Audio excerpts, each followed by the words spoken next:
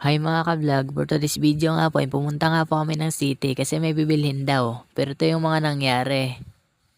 At dito nga mga ka-vlog, pagkarating namin, naglalakad muna kami kasi hahanap daw kami na makakain. Kasi gutom na gutom daw sila mga ka-vlog. At dito nga mga ka-vlog, tumingin si kuya.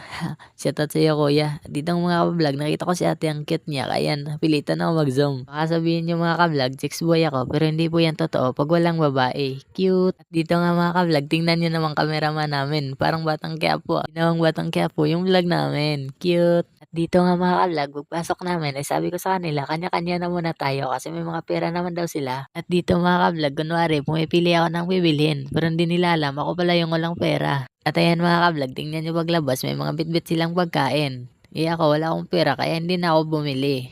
Sino kawawa sa amin? Batang Quiapo nga muna tayo mga ka-vlog at dito nga mga ka-vlog napatingin sila ni Kuya. Akala nila mga artista sa Batang Quiapo. Cute. Dito